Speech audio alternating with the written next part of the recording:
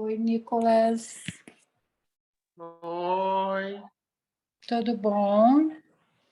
jogo bom.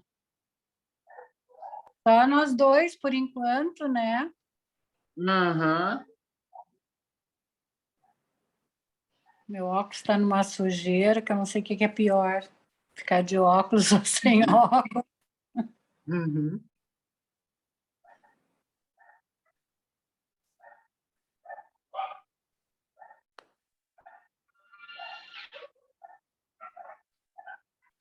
Tudo bem?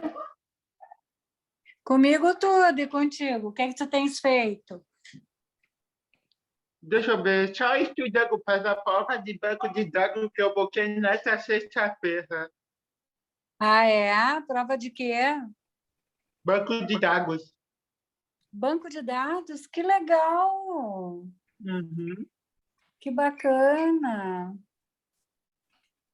Boa noite, Boa Oi, boa noite. noite, Sandra. Tudo bom, meu amor? tudo bom? E aí, como é que estão as coisas? Tranquilas para ti? Também adorei a tua palestra segunda, viu? Ai, obrigada. Muito Eu legal. estava cansada que eu tinha ido no Experience, né? Aí eu digo, não, e cheia de dor, às vezes sentava no chão, e, ai, meu Deus. Mas foi muito bom, muito intenso. Eu Opa, só imagino. Para o ano que vem eu vou me programar para refazer os cursos. vale a Nossa, pena. hã? Vale a pena. Com Tava bom, certeza. apertando fora o calor, né? Que essa época já começa a ficar. Eu detesto aquele calor que tu fica suada, que tu nada fica de decente, mas o lugar era muito bonito, valia a pena daí. Tu foi no outro sítio? Tu chegou aí? Não. Fui no outro também, era muito bacana, lá também. Tinha um Ah, lugar com tipo um portal. que bacana. Assim, Lá em Portão? ele é em Portão, né? Dentro Do do sítio? espaço que ela colocou, né? É muito legal. Um lugar lindo para se ficar e descansar. Bacana. Foi muito bacana. Mas é tipo uma posada lá mesmo? Não. Não, nós ficamos no hotel, mas era 3 minutos de lá o hotel. Bem legal o Ah, hotel também. eu ia muito a Portão, porque eu morava em São Leopoldo e eu tenho amigos em Portão, né? Uhum. Mas isso no Uhum. século passado. Depois eu só passo assim para ir para a Serra, coisa muito bonita a entrada ali. Uhum. É tudo muito caprichoso, caprichado, né? Tem umas casas bem bonitas por lá, né? Mas eu não andei muito por lá, que eu fui do hotel até ali era pertinho, né? Eu vi pouca coisa. E de noite a gente ficava até a tarde lá, depois saía e ia direto para o hotel. Só saía para almoçar também e para isso nada. Ficava lá no retiro. Também nem precisa muita coisa, né? Só o curso já vale, né? Sim, ele é bastante intenso. Tinha bastante gente, conheci gente nova também, as gurias legais.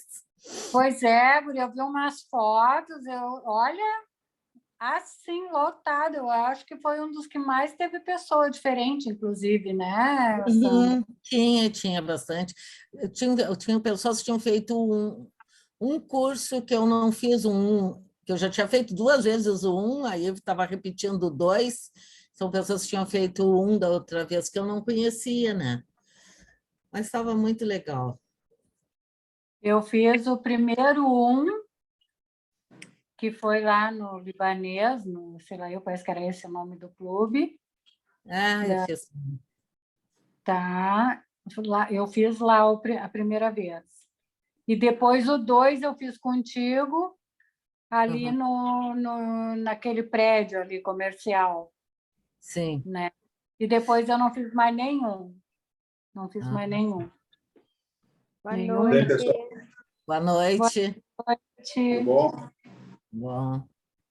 Tudo certo aí? Ó, tá cheio de Certinho? gente. Tudo bem, graças a Deus. E aí, tu tá em Camboriú, Francisco? Tô E a chuva aí, pelo amor de Jesus Cristinho? chovendo, acho que há 10 dias aqui. Que horror, né? A cada 40 minutos é uma pancada. Uma bomba d'água. Mas é época de chuva aqui também. Foi o que a minha sobrinha me disse. Oi, Boa noite. Oi. Boa tarde. Aí, tudo bom? tudo bem, pessoal? Tudo, Certo, pessoal. tudo. Pô, Flávia. Kiko, perdi a tua palestra a última vez, Kiko, que tu teve aí. Aí depois que eu fui ver quem era a palestra naquele dia, era a tua. Quase me rasguei, né? Sabe que eu não gosto de perder tuas palestras. Mas vai ter outras oportunidades. Com certeza. Essa quinta eu vou, tu vai? Não, só na outra. É do dia 8 que a gente vai. Acho que está encerrando, né? Não sei quando é que é o encerramento da casa. Quando é que vai parar a casa lá? Quando é Pois que para é, ali? Eu acho que na quinta eu me inscrevi lá para a palestra do dia 8 e acho que do dia da outra semana, que é o dia, eu acho que no dia vai ter no dia 19, acho que vai ter a última palestra. Ah, é uma semana antes do Natal, então. Uma semana antes do Natal, dia 25. Ah, segunda é 19. Segunda é 19. Segunda 19, eu acho. Tá. E aí vai abrir em janeiro, fevereiro? Acho que vai. Bom, olha aqui, ó. Eu dei uma olhada no passamos esse tempo. Mas Flávia, tem um recessinho. Oi. Flávia, tu tem acesso aí do grupo, né? Tu que é administradora. Aham. Aí eu estava olhando Sei. aqui, ó. A gente então faz nossa última de dezembro, dia 20, terça-feira. Tá, terça-feira. A gente para 27, porque é Natal, Ano Novo e tal. E aí, dia 3 de janeiro, a gente pega, faz 3, depois 17 e depois 31. Tá, sempre de 15 em 15 dias, tá. Eu boto os Isso, dias. aí, sim, mas aí vai ter em fevereiro. A gente faz, aí para 7, faz 14 e 28. Tá. Então, em janeiro a gente faz 4, não, dá 4, né? 3 ou 4.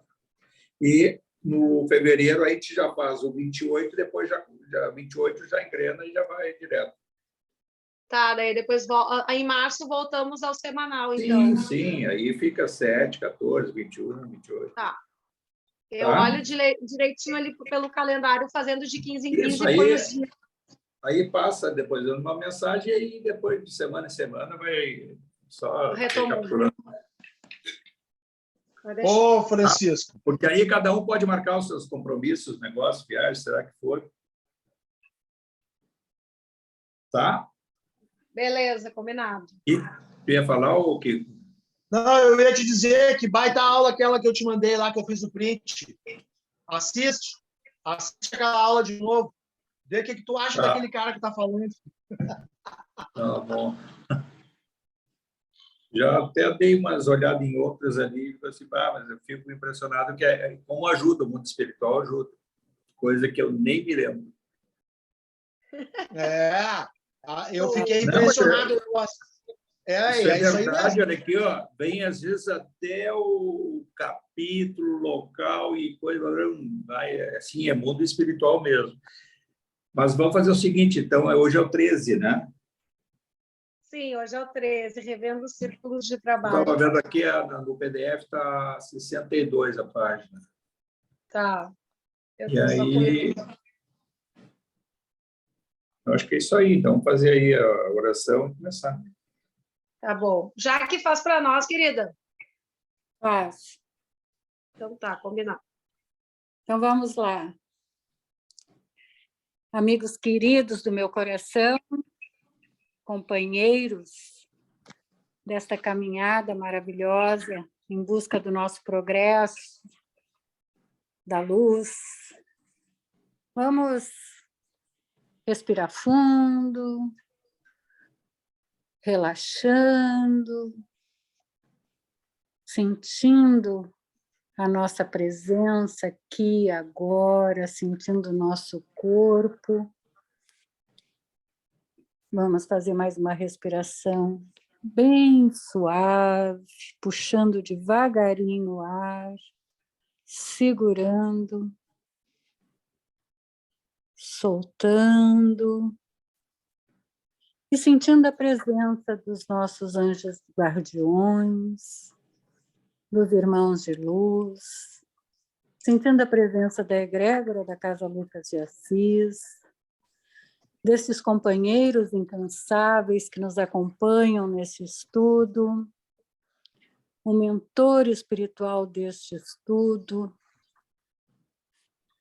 que orienta o Francisco, a Flavinha, nos orienta a todos para essa troca maravilhosa. Sentindo a presença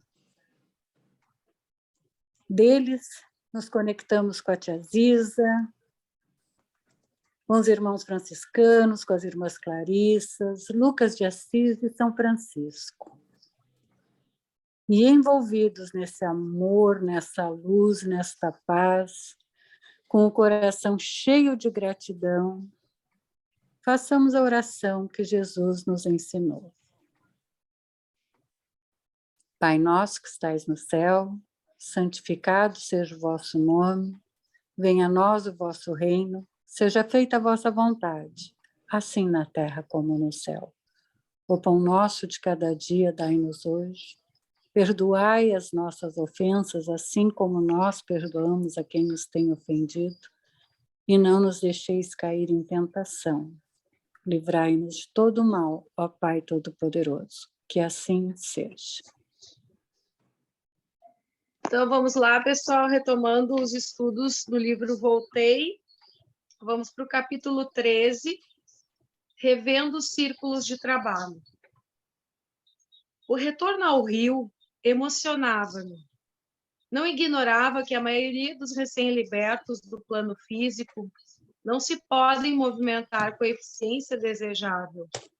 Muitos espíritos permanecem como que anestesiados e inconscientes. Outros se demoram na incapacidade de qualquer apreciação de si mesmos, imobilizados pelo choque ou pelo terror. Comigo, porém, a situação diferia. A sede de saber renovava minhas forças. Relembrando os últimos instantes, a experiência material retomava um mal-estar indefinível. A dispneia parecia uma entidade imaginária pronta a individualizar-se dentro de mim, toda vez que a evocava em pensamento. Bastava recordar certos sintomas do esgotamento que experimentara no corpo de carne para registrá-los imediatamente no organismo espiritual. Compreendi desse modo que a mente possui incalculável poder sobre o nosso campo emotivo. E assim, como poderia materializar ideias de doença, também deveria criar ideias de saúde e mantê-las. Baseado nessa convicção, procurei decifrar o problema em meu próprio benefício e passei a mentalizar o equilíbrio e a esperança, a alegria e o serviço. Estimulado pela proteção de valorosos amigos, cabia-me honrar-lhes o carinho e a devoção. Convidado, pois, a segui-los, competia-me apresentar o melhor padrão de energia, serenidade e entendimento. Observações na crosta. Na volta, não se verificaram as peripécias da ida. Ao nos afastarmos mais espessamente do parque, e achando-me amparado pelos companheiros que me ofereciam braços acolhedores, entregamo-nos à volitação plena. Perdurava em mim a impressão de viagem na linha horizontal, mas lembro-me de haver contemplado, curiosamente, a grande ponte que o facho luminoso destacava espaço a espaço, calculando que íamos agora não só rapidamente, mas em maior altura. Guilom, robustecido e bem-humorado, aconselhou-me estabelecer paralelo entre o veículo que usávamos ali e o pesado corpo de carne que abandonáramos ao solo terrestre. E porque alcançássemos a estação de destino, em minutos breves, afirmou-me que se há rotas aéreas para os pássaros metálicos da aviação planetária, há rotas espirituais definidas que favorecem a instantânea condução de entidades menos chumbadas às sensações da vida física. Reparei que não atingimos a cidade, quais foguetes verticalmente derramados do céu, e sim com a naturalidade de alguém que descesse uma escada de vastíssimos degraus, perfeitamente disfarçados uns dos outros. Pousando no chão, senti estranha diferença. O contato com a terra semelhava-se ao de um magnete, o que me obrigou a concluir que a volitação só é possível com facilidade na crosta do mundo aos espíritos mais evolvidos e adestrados na movimentação de certas forças fluídicas. Comentou Schutel as surpresas dos primeiros dias do homem desencarnado na vida extracorpórea, alegando que os decênios transcorridos no corpo carnal imprimem hábitos que efetivamente passam a constituir uma segunda natureza para a individualidade. Quando considerei a possibilidade de nos materializarmos em plena avenida para dar testemunho da sobrevivência, riu-se Guilom, discreto, e afiançou que, se tal cometimento fosse possível, a perturbação alcançaria muita gente, de vez que o próprio clarão revelador da crença, para demonstrar-se benéfico, há de penetrar gradualmente o templo interno de cada um, acentuando que, por isso mesmo, concede o Senhor suficientes recursos à mente encarnada para aproveitar-lhes as bênçãos, na renovação e iluminação de si mesmo. O progresso espiritual será sempre gradativo, sem violência e sem alarme. Cortando a via pública. Era, contudo, uma novidade para mim devorar a distância nas vias públicas dentro da noite, sem ser visto pelos semelhantes encarnados. No dia imediato ao de minha liberação, em verdade, fiz pequena caminhada em companhia dos amigos que me amparavam. Entretanto, a posição de abatimento não me havia proporcionado ensejo de experimentar toda a extensão da surpresa de que me via agora possuído. O que mais me espantava era a expressão espiritual de cada pessoa que me cruzava o caminho. Observei que muitas criaturas permaneciam acompanhadas por espíritos benignos ou por sinais luminosos, que me deixavam perceber o grau de elevação que já haviam atingido. Mas o número de entidades gozadoras das baixas sensações da vida física a seguirem suas vítimas de perto era francamente incalculável.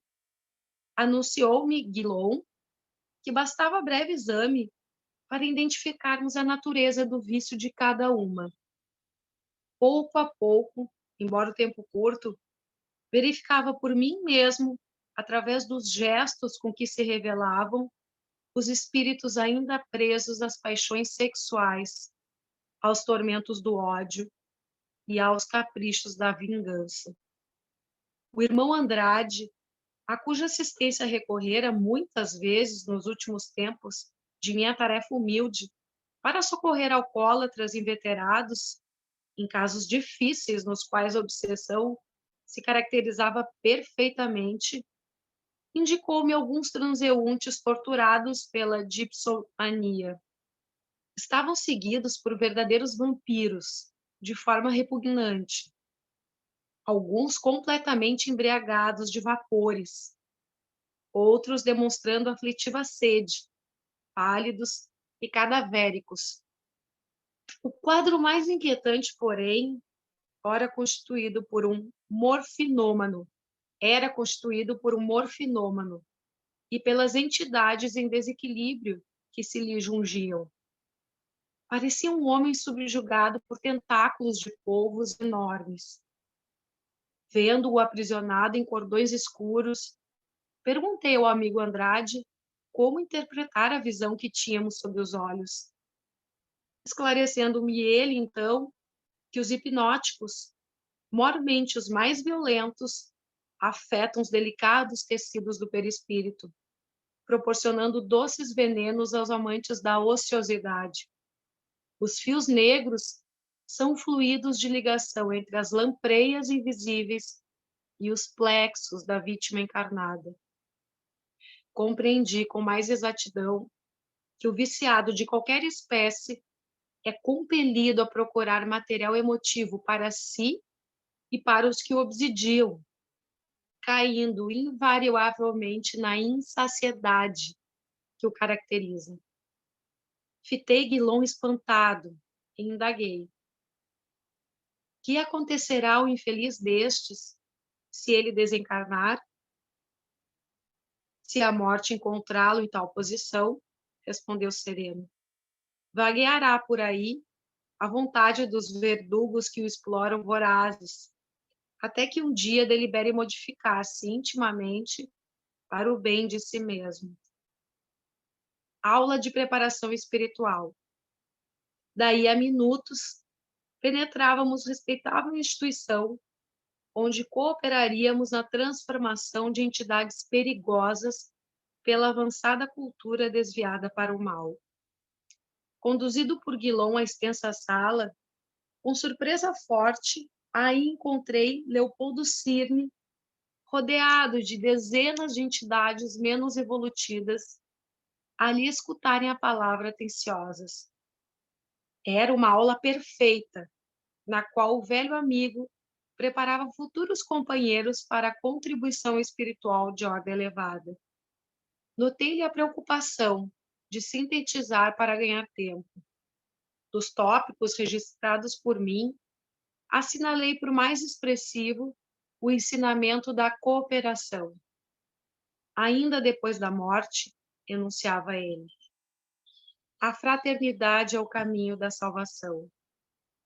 Para que um criminoso retome o patrimônio da paz, urge regenerar-se e socorrer os irmãos ignorantes que tiveram também o infortúnio de resvalar nos despenhadeiros do crime, a fim de que o intemperante se reajuste, é imprescindível se cure, colocando-se no auxílio aos que ainda não puderam libertar-se dos maus hábitos.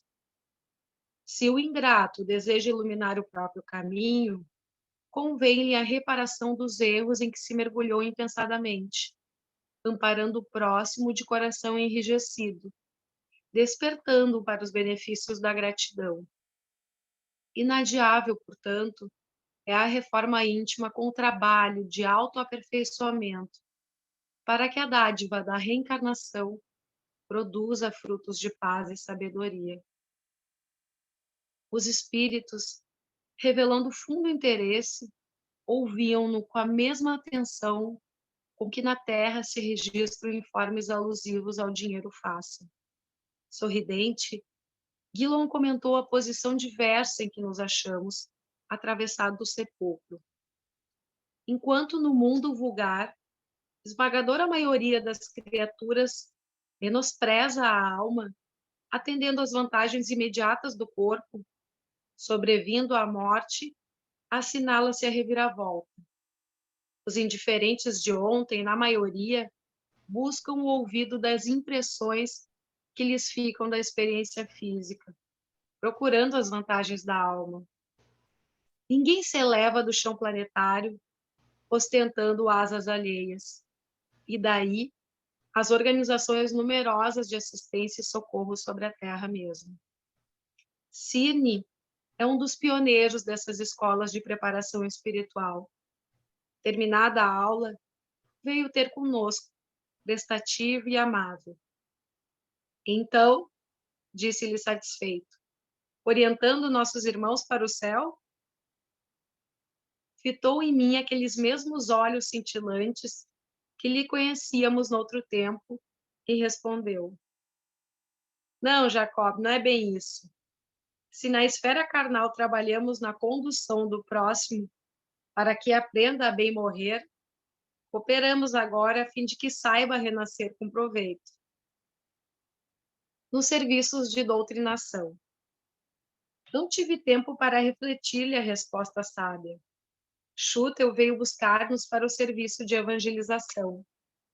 Os trabalhos de socorro aos desencarnados endurecidos estavam iniciados com a prece do orientador da reunião. Naturalmente, poderiam ser instruídos em nossa esfera de luta, afirmou Guilom compreensivo. Entretanto, os benefícios decorrentes da colaboração atingiriam particularmente os amigos encarnados, não somente lhes aumentando o conhecimento e a experiência, mas também lhes suprimindo lastimáveis impulsos para o mal. Que os infortunados ali diante de nós eram perseguidores sombrios, não padecia dúvida. Não viam os benfeitores que até ali acorriam para melhorar-lhes as condições, embora agissem constrangidos pelas forças magnéticas que deles emanavam. Contudo, ouviam-lhes as instruções e as advertências edificantes através daqueles mesmos aprendizes das aulas do Cirne. Reparei então com mágoa a diferença que existia entre mim e os abençoados companheiros que me haviam trazido. Ao passo que nenhum deles era visível aos irmãos ignorantes e perturbados, não obstante as irradiações brilhantes que lhes marcavam a individualidade, notavam minha presença entre os ajudantes intermediários pertencentes aos cursos preparatórios de espiritualidade superior. Certa entidade reconheceu-me e gritou: Aquele ali não é o Jacob? E mirando-me de alto a baixo, acentuou: Que é da luz dele? Sentindo a opacidade de minha organização espiritual e envergonhado com o incidente, recolhi-me ao silêncio e à inação, receando intervir nos serviços da noite, no desdobramento dos quais não sobrava tempo para qualquer indagação ociosa de minha parte. Finda que foi a tarefa, expus ao Guilom o meu caso. Todavia, afagando-me os ombros fraternalmente, exclamou, sem humilhar-me: Não se atormente, meu caro. Medite, ore, e no momento oportuno receberá os necessários esclarecimentos. Esteja certo de que a sua luz virá. Semelhantes palavras de reconforto, porém, não conseguiram afastar a profunda tristeza que me tomou o coração. Final de capítulo. Então, nessa passagem aí, a gente tem, olha quantos ensinamentos, né? Ele convidado por todos aqueles outros espíritos espíritas, né? Que a gente sabe lá que estava o Guilom Ribeiro, né? O Guilom Ribeiro era um homem poliglota, intelectual, que foi assessor do Rui Barbosa. O Rui Barbosa chegou a ser senador, ele foi assessor do Rui Barbosa no Senado, um homem muito culto, e nem se fala também do Rui Barbosa. Então, e o Guilom foi designado pela Federação Espírita Brasileira para ser o tradutor das obras do Kardec. Então, foi o primeiro tradutor das obras do francês para o português do Kardec. Foi considerado até um primor a tradução dele, que teve muitos problemas pelo mundo todo, inclusive no Brasil. Algumas obras que depois derivaram na sua tradução, né? O próprio Chico Xavier, anos depois, disse: olha, algumas coisas que foram truncadas aí e deram um sentido mais genérico sobre situações que estavam ali no Evangelho, principalmente o Evangelho segundo o Espiritismo. E aí, a gente, sabendo pelos nossos estudos, a gente sabe pelas informações que tem no plano espiritual, se o Chico Xavier, que era o Kardec, fazendo essa crítica, vejam só o quanto que não deve ter de veracidade em todos esses fatos. Então, o Guilherme Ribeiro era um deles, tá? Caibar Schutel também, outro homem que tinha uma obra espírita, um homem também intelectual, teve vida pública, foi lá prefeito de Matão e assim por diante. Não apareceu ainda aí o Bittencourt Sampaio, né, que também vai aparecer mais adiante. E assim, aquele Leopoldo Cirne também foi um grande espírita e que ocupou a direção da Federação Espírita Brasileira durante longos anos antes de desencarnar. Então, são espíritos espíritas. E essa obra é voltada para quem? Espíritas. Não é para terceiros, não é para convencer ninguém, não é para doutrinar católico, evangélico, judeu, seja o que for. É para o espírita. E o espírita deve se enxergar nessa obra.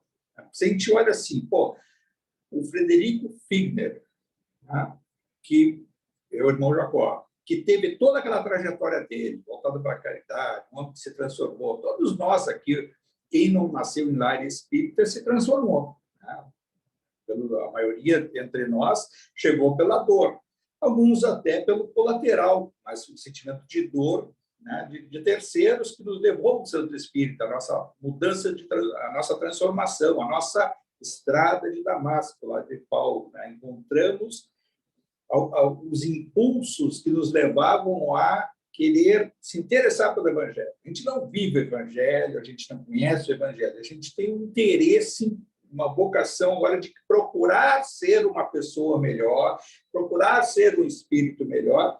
E o clamor que os espíritos espíritas têm é de que o espírita encarnado ainda, como nós, aparentemente estamos encarnados, ao desencarnarmos, nós podemos ter uma vivência diferente daquela que eles vivenciam, né, que eles dizem. Então, ali, o que ele vai fazer, entre outras já passagens, em outros capítulos que a gente estudou, ele faz uma viagem espiritual, acompanhado por espíritos já superiores, né, não sublimes, não luminares, mas espíritos superiores, e aí há a autorização e as condições fluídicas, né, energia, para volitar. E olha como ele faz a volitação. A volitação, tudo ele está muito curioso, querendo anotar, e depois ele é autorizado a passar todos esses ensinamentos para nós através dessa obra. Ele diz que a rota é como se fosse do avião. A gente sabe que os aviões têm a sua rota, tem o seu percurso, que é controlado por radar. E a volitação, ela também tem para determinado local, se a gente vai, não é assim, vou onde quer, tem as ramificações. Quem já leu outras obras, né, dos portais, das aberturas das cidades espirituais, sejam as superiores, as inferiores, ou da nossa crosta umbralina, elas têm portas de entrada. Pode ser mais de uma, mas há portas de entrada.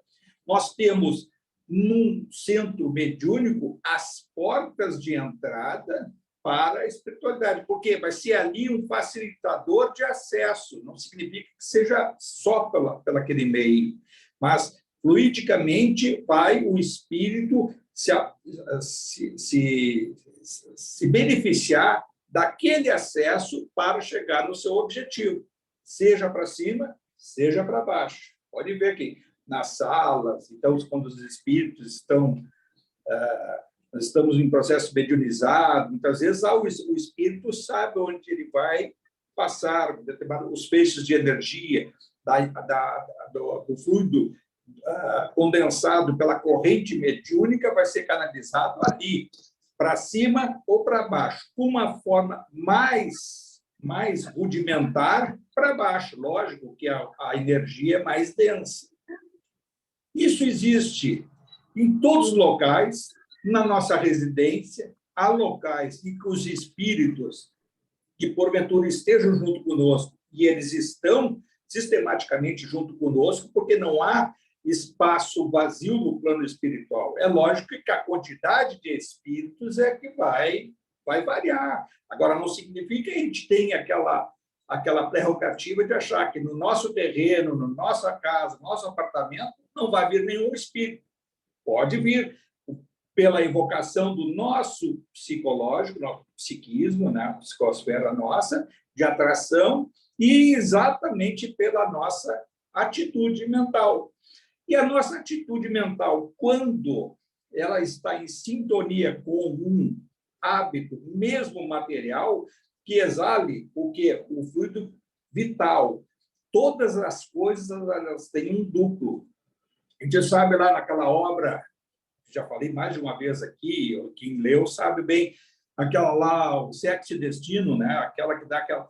Lembra aquele personagem do Rio de Janeiro, o Cláudio, aquele empresário? Ele tomando o uísque dele e os espíritos vinham no ouvido dele. Isto, Cláudio, isto, Cláudio, bebe mais. Agora, e os espíritos, o relato do outro lado, os espíritos estavam quase que se apossando do Cláudio, recebendo as emanações do uísque, eles tomavam o uísque. E aí é um dos sintomas que o alcoólatra, e ele relata ali, nesse caso aqui hoje, da desobsessão, o alcoólatra, ele é aspirado o quê? O álcool, duplo etérico, duplo do álcool, o espírito aspira.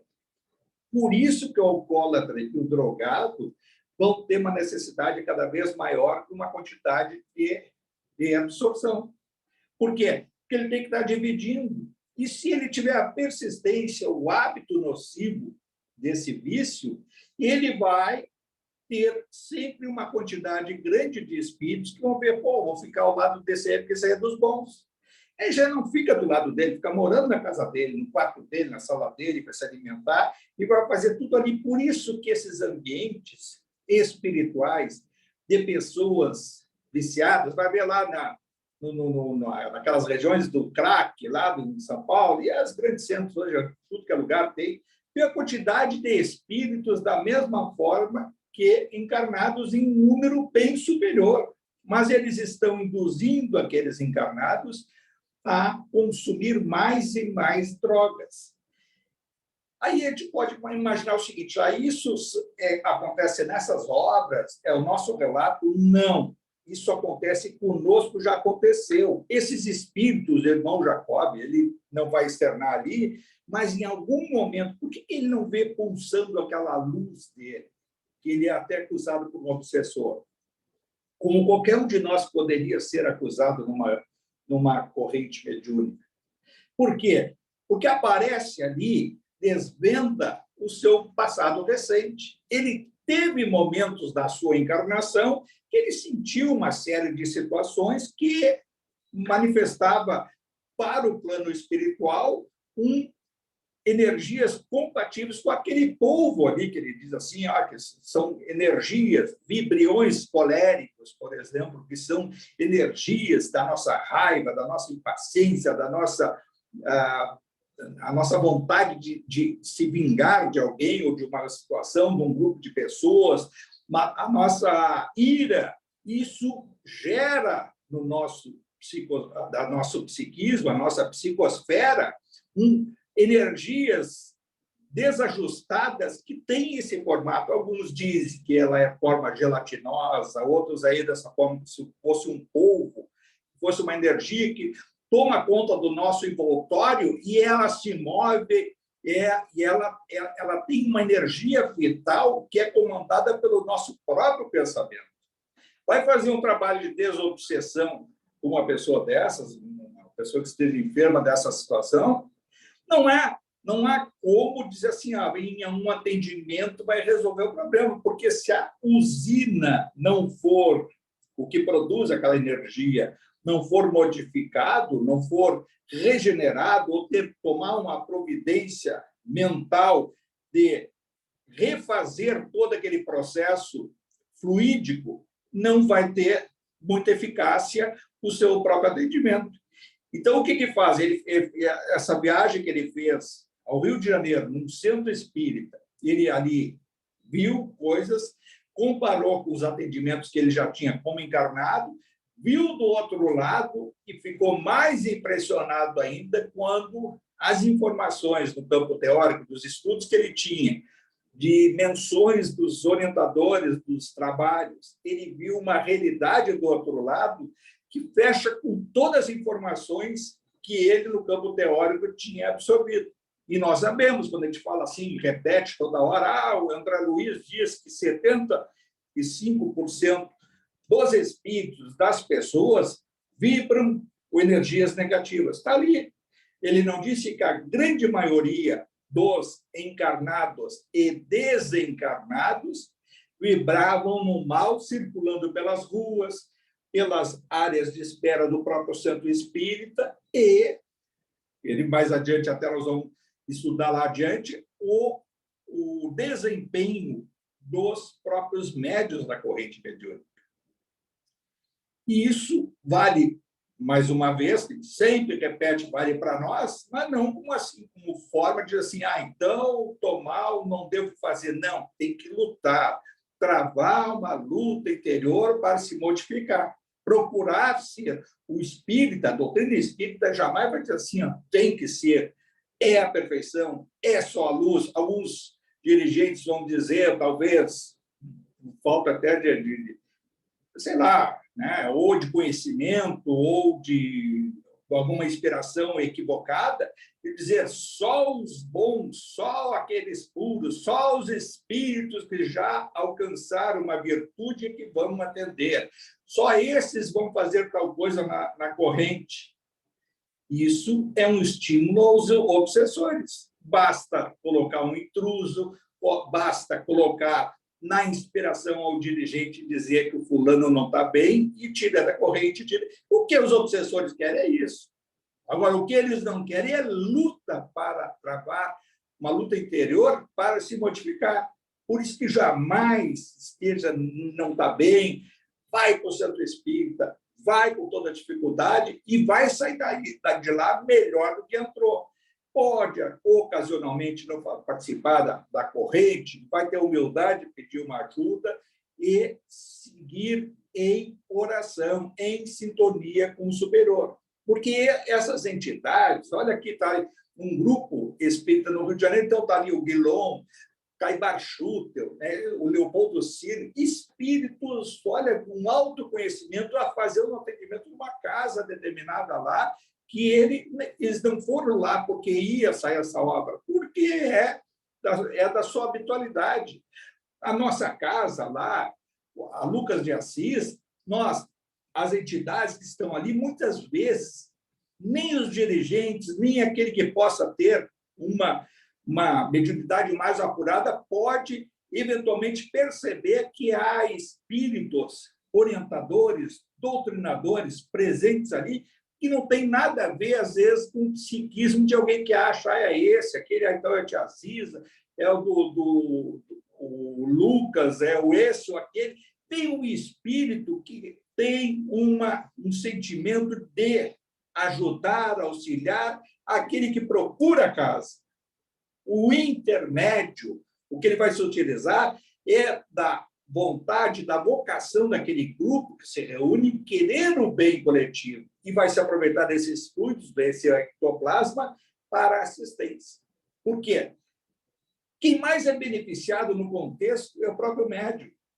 Não é nem o próprio o espírito, nem o paciente, porque esse vai receber, se fosse o caso, ter comunicação espiritual, os espíritos aproveitavam para fazer o desdobramento noturno, quando o enfermo, o doente, dorme e receba lá as orientações, a doutrinação, ou seja, o que for. Mas o contexto todo da ligação dos médiuns com a situação, dos médiuns com os espíritos que estão ali sendo atendidos, com os médiuns, com o paciente, com aquele que veio buscar uma ajuda e uma orientação, essa correlação é que faz cada um crescer espiritualmente. Essa reflexão de perceber a mensagem recebida e que levou a uma modificação de atitude, de pensamento, e assim sucessivamente. Isso ocorre sistematicamente nos centros espíritas, em todos os atendimentos. Quer falar, ou quê? Não, eu ia te dizer assim uma coisa, como a gente vê nas obras, né, Francisco, os espíritas e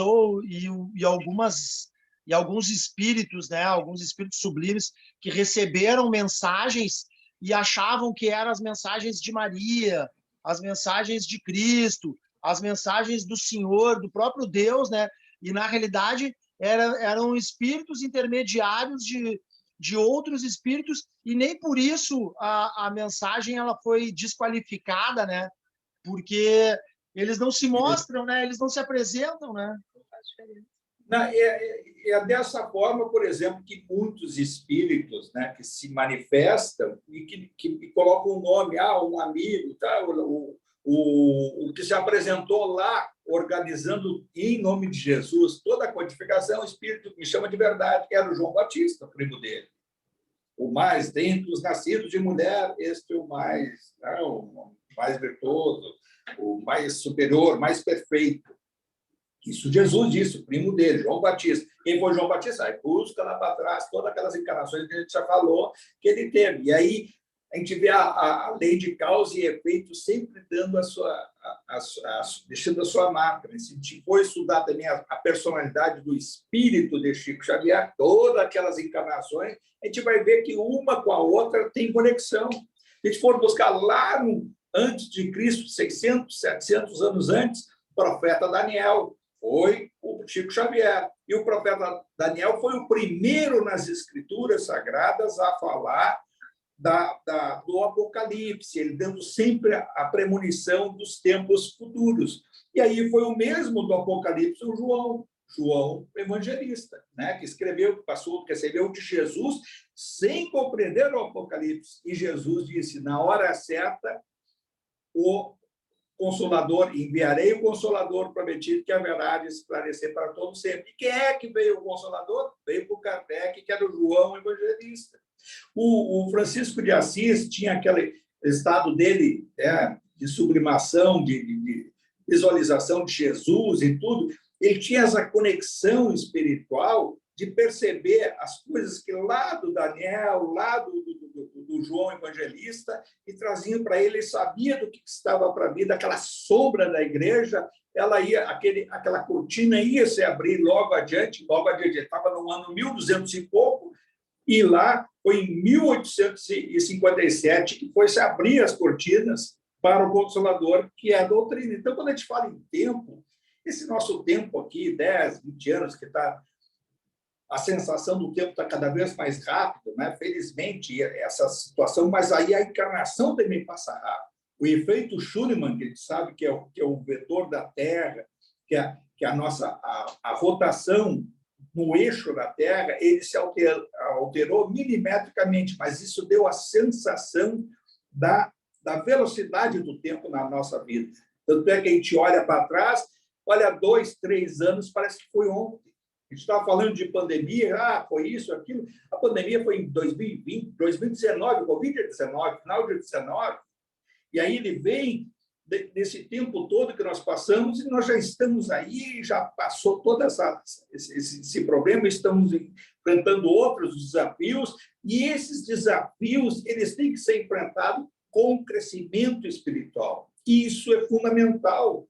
É fundamental que cada um possa se olhar no espelho, se sentir a sua energia coagulada, que é a sua matéria física, corpo físico, já em processo de envelhecimento, mas essa luz ela tem que ser mais pulsante do que o nosso próprio espírito. Essa é a luz que nós vamos levar para esse outro lado. Essa luz que vai irradiar no nível de energia nosso do outro lado, que a gente vai chamar de corpo espiritual. Pode ser corpo físico, que vai ser uma coisa exatamente igual, e nós vamos nos inserir nesses nossos mundos paralelos da crosta terrestre. Mais adiante, nós vamos poder, no sistema solar, se sabe que a vida espiritual na Terra ela é uma das mais rudimentares. A vida espiritual em outros planetas, próprio Marte, que se sabe, quem vai estudar lá na revista espírita, são várias as revistas espíritas, os volumes, na época de Kardec, 1862, né, até 1865, 6, são revistas mensais que davam todas as evocações com os espíritos, as comunicações desses espíritos conosco, né, através desses registros. E o Kardec organizou tudo isso. Não é coisa de hoje, não é um médium falando, não é um youtuber dizendo, está lá na Revista Espírita. E lá na Revista Espírita ele teve diálogos com o Mozart, que é um músico, né? Um espírito que se sublimou dentro da sua virtude individual e conta para ele, literalmente, que está vivenciando na psicosfera de Júpiter. Mas não é. Aí o homem quer mandar lá uma cápsula e vai querer ver vida material como a nossa em Júpiter, não vai encontrar. Porque o nível de energia, o comprimento de onda deles não é visível aos nossos olhos físicos. Talvez, aí isso se diz, né, que a transcomunicação possa evoluir e certamente vamos chegar um dia a ter um comprimento de onda capaz de visualizar e captar essas informações de outros planetas. Nós vamos a Marte e vamos ver lá esse planeta que está lá, pode chegar lá uma cápsula, pode chegar até o ser humano lá. Neste nível de energia, nós não vamos enxergar a vida em Marte. Como descrita na obra, aquela daquele jornalista nosso, que é o irmão X, né, o Bert Campos. O Bert Campos conta a viagem dele, a viagem que ele fez a Marte, né, e ele descreve a vida espiritual em Marte. Ele descreve a vida espiritual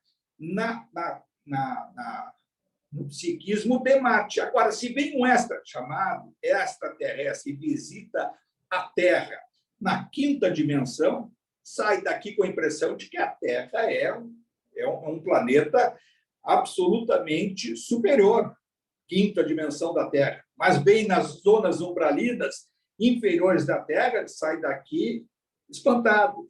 Vai mais um pouco abaixo, nas zonas trevosas da Terra, acha que a degradação humana da civilização ela chegou a um nível que jamais reconhece. Então, você tem que sempre perceber assim, essa questão dos planetas, qual é o nível espiritual de cada planeta que nós temos a informação. Nessas informações, por exemplo, que eu falei do Mozart, ele muito provavelmente descreveu uma área espiritual virtuosa de Júpiter. Então, ele dá lá essas informações, como a mãe do Chico Xavier, Cartas de uma Morta, já deve ter ouvido falar dessa obra, que foi a segunda do Chico Xavier, primeiro, segunda, que é o Parnaus Além Túmulo, e essa aí, Cartas de uma Morta, que a mãe dele dá a descrição do planeta Vênus, né? E de Júpiter também, ela dá informações para ele, dizendo como é que ela se dá lá. E aí as pessoas querem estudar a vida material do nosso nível. Não vai enxergar. Assim como nós não enxergamos o microscópio, o macroscópio, é questão de nível de energia. A visualização humana ela é absolutamente imperfeita no corpo físico do mundo dos encarnados. E ela tem que ser assim, porque com toda essa dificuldade, nós já enfrentamos todas essas adversidades. Imagina se a gente pudesse ouvir mais e ver mais. Nós íamos nos atormentar. Então, é o devagar e sempre cada um no seu nível de energia evolutiva. Assim como nós convivemos com as pessoas que têm a sua vocação religiosa, a sua compreensão, o mais importante é extrair da pessoa a vocação em fazer o bem. Isso é que vale lá de um plano espiritual. Aqueles espíritos ali, que a gente já viu a descrição, daquelas crianças da semana passada que a gente tratou, as crianças daquele tucandário que ele viu, e algumas com um feixe de luz ligando ao superior, não necessariamente sejam crianças espíritas, mas espíritos naquela situação com uma bagagem de feitos pelo bem, benevolentes, num histórico que irradia uma sintonia com a luz. É isso que espera cada um de nós. Se fôssemos dizer assim, o espírita, então ele tem uma sabedoria por isso, por aquilo. Não, ele tem mais responsabilidade, porque fica mais fácil para a gente compreender e saber que existe um mundo espiritual e que esse mundo espiritual ele é eterno, inserindo o nosso mundo hoje. A gente tem que enxergar o nosso mundo aqui dos encarnados como um mundo espiritual. Nós hoje estamos no mundo espiritual, com a nossa família, com as nossas relações sociais, com as nossas influências profissionais, com as nossas relações que extrapolam o nosso vínculo afetivo, a nossa compreensão de mundo, que é a nossa escola planetária. E essa é a visão que nós temos que ter. Nós temos que sair bem nessa escola e não ficar naquela, se fôssemos querer interromper. Então, se todos nós soubéssemos, faço tal coisa e vou ter a conquista de tal, nós não teríamos nem estímulo para se manter aqui encarnados. Aí haveria o quê? Uma busca do suicídio, ou diante da dificuldade, ou para abreviar esse processo todo e chegar lá do outro lado. Mas, graças aí, a doutrina nos dá essa compreensão de que abreviar isso significa retroceder. Então, eu vou retroceder no sentido de degradação. Eu vou ter que voltar a experienciar uma coisa que eu deixei para trás, que vou deixar o curso natural atrasar. Se diz, um suicídio pode atrasar 100 e poucos anos, 200 anos no processo evolutivo, e é verdade, exatamente por isso, pela degradação da causa que deu a destruição e a necessidade de reviver uma experiência que deixou para trás. Eu não quero, isso aí eu não quero ver agora, tá? Deixa para trás, corta. Não corta. Deixa para trás, mas vai rever. Deixou para trás, cortando, vai ter que voltar até pegar o curso normal do novelo, né? Não vai deixar a coisa enroscada para trás e eu vou ver um dia, me acerto lá com o homem. Não acerta com o homem, acerta com a própria consciência. Isso a gente tem que aprender a ver no nosso dia a dia. Não adianta assim, estudar a doutrina, frequentar um centro espírita e não compreender o que está acontecendo. Não compreender o que a nossa inserção com o plano espiritual, com o que está ocorrendo, procurar saber, eu estou ajudando, mas estou ajudando de que forma? Está se dando tal processo, e esse processo, o que eu tenho a ver com isso? Aí faz o comparativo com a sua própria vida, vê, às vezes, com o erro dos outros, o que a gente enxerga nos outros, assim, eu vou procurar, então, não me inserir nesse erro. Mas se esse erro apareceu na minha frente, alguma coisa eu tenho que me envolver de alguma forma benevolente. E aí é o sentimento de vibrar no amor. A vibrar no amor é ter a intenção de ter um pensamento benevolente em relação à situação que a gente vivencia. Isso é em todas as coisas. Não é ser fanático, não é ser repetitivo, chato, esses pregadores chatos. É ter um olhar benevolente. O que eu posso me inserir nisso? Por quê? Porque em algum momento esse tempo passa e ele é rápido, nós vamos chegar do outro lado. E aí vou voltar lá para aquela resposta das 919, lá do Livro dos Espíritos. Se aprover a Deus e vir a me chamar, estarei eu preparado? E aí vem aquele questionamento, vem o Santo Agostinho, da toda lá do plano espiritual, o católico, aquele padre, aquele que se transformou na Igreja Católica, e ele vai lá dar a experiência, procuro seguir sempre o que eu aprendi, pelo menos na minha última passagem, de refletir durante a noite, onde eu fui bem, onde eu tive necessidade de ponto de melhoria, em qual ponto, qual é a situação que eu tenho que me perdoar e perdoar quem eu possa ter ofendido. Esse exame de consciência, quando é feito durante a encarnação, ele diz que chega do outro lado, nós colhemos a virtude de conseguir estar bem com a própria consciência. É lógico que vão aparecer algumas situações, a gente vai... Olha quanto auxílio, olha só por essa obra, o irmão Jacob pensando isso, cadê minha luz? Sempre está preocupado com a luz dele, o outro tem, eu não tenho. e eu li o André Luiz ficou 9 anos, mas ele não fez o que eu fiz, então eu não podia estar onde eu estou, mas por que eu... Está sempre se questionando, mas felizmente ele se questionou e teve autorização de passar isso para que a gente visse como é que é a vida lá do outro lado, e ele, que era ele, em relação a nós, passou por todas essas situações. Nós precisamos passar por isso? Não, naturalmente não. Agora, saber que esse plano espiritual nos espera lá do outro lado. Esse exame de consciência e não ficar patinando no erro cometido.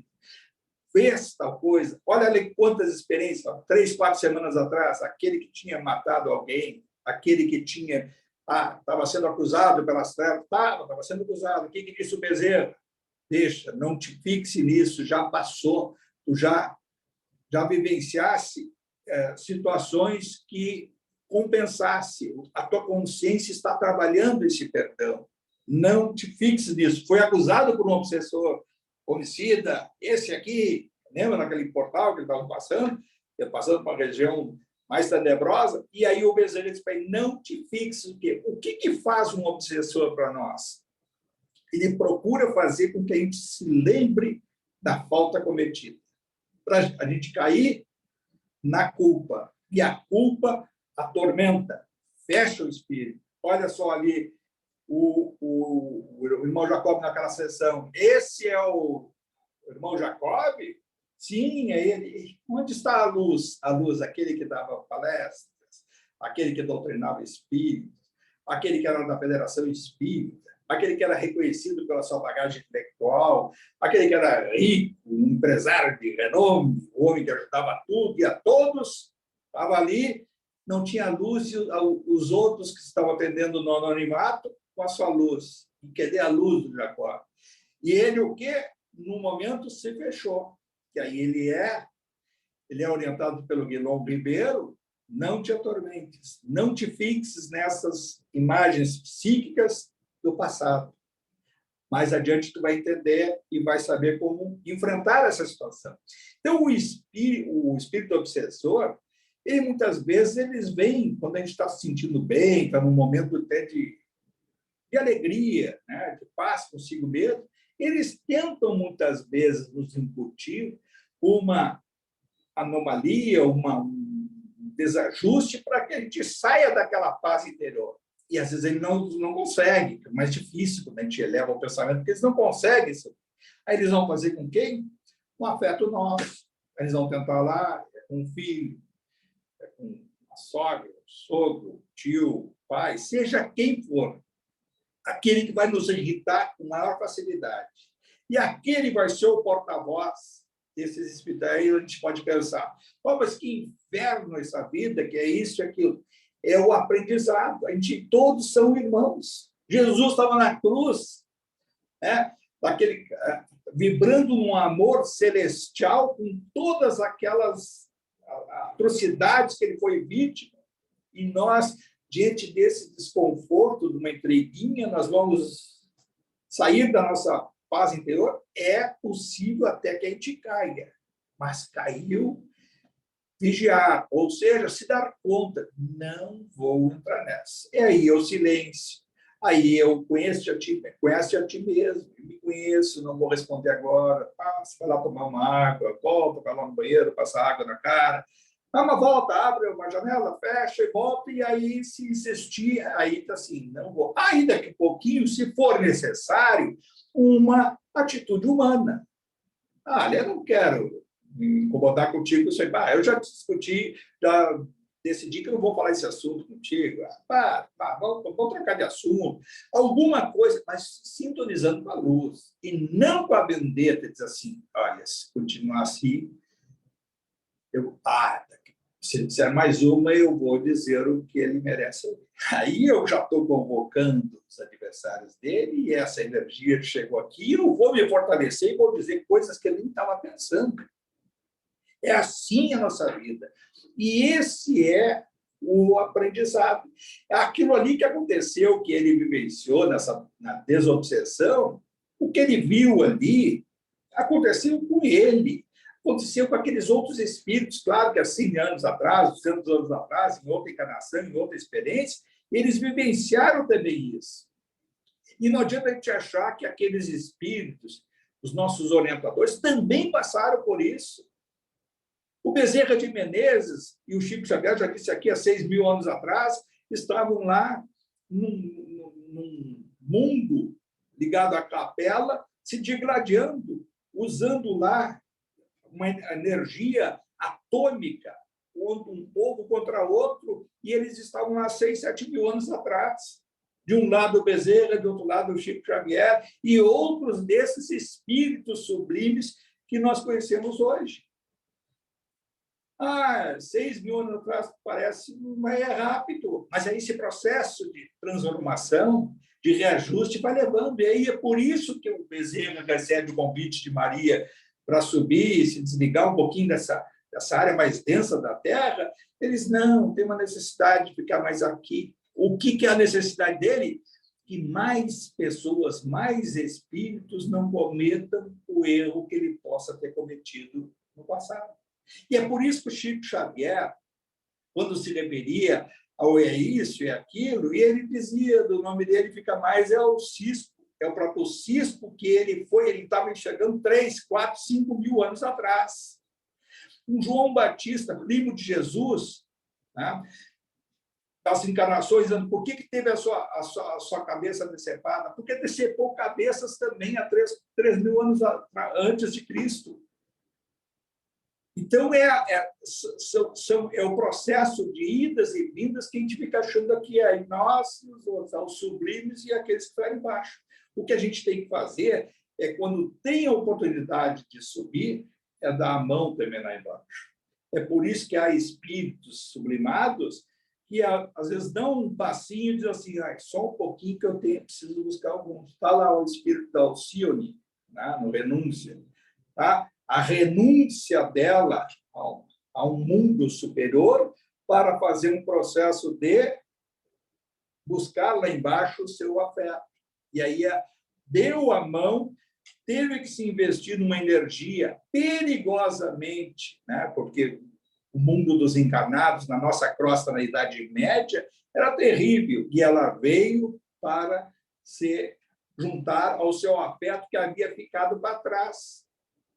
E assim sucessivamente. Todos nós temos, vai estar lá, da Matilde com Gregório, Papa Gregório, na época que era Papa, ofereceu o orgulho da mãe dele, né? O Papa, o homem que implantou a Inquisição, estabeleceu as regras rígidas da Inquisição, matando em nome de Jesus. E esse foi o que, durante 700 anos, liderou a Cidade Estranha do livro Libertação. E foi resgatado o quê? 700 e tantos anos depois, pela Matilde, sua mãe. Eu acho que é isso, e a gente tem que sempre... O nosso compromisso aqui é de frisar sempre, reiterar a necessidade de reflexão. Reflexão a tudo que a gente estuda, tudo que a gente vivencia.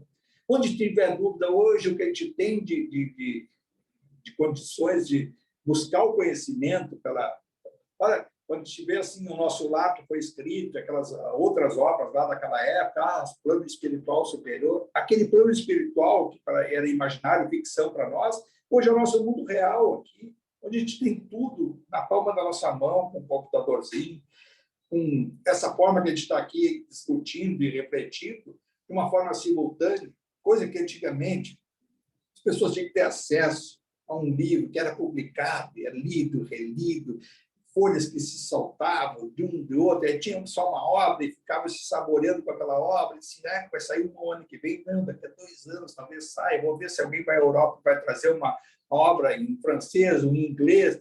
Não era dessa forma que a gente tem hoje. Hoje não temos só livros e biblioteca, nós temos na nossa palma da mão o conhecimento. A gente fica perdendo tempo, muitas vezes, com situações que produzem lixo mental.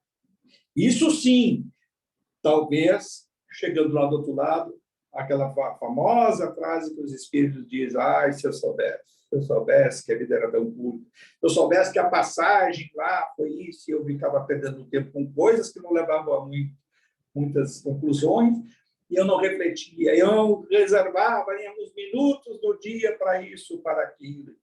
Se eu soubesse. É assim que os espíritos, a gente vê a palavra que é mais dita por eles, que eles mencionam lá do outro lado, é essa. Mas, felizmente, pelo menos nesses momentos, a gente consegue refletir sobre essas coisas e que assim possa ser para nós, principalmente se aproximando mais uma vez de um ano que vai chegando ao fim e se restaurando na nossa vida.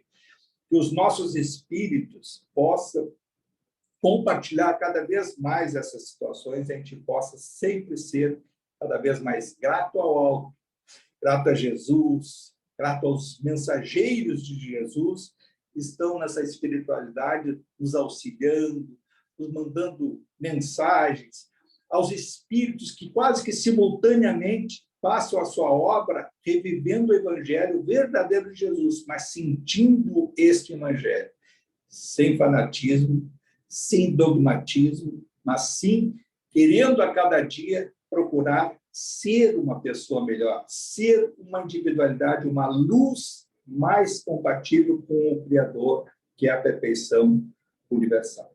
Pai nosso que estais no céu, santificado seja o vosso nome.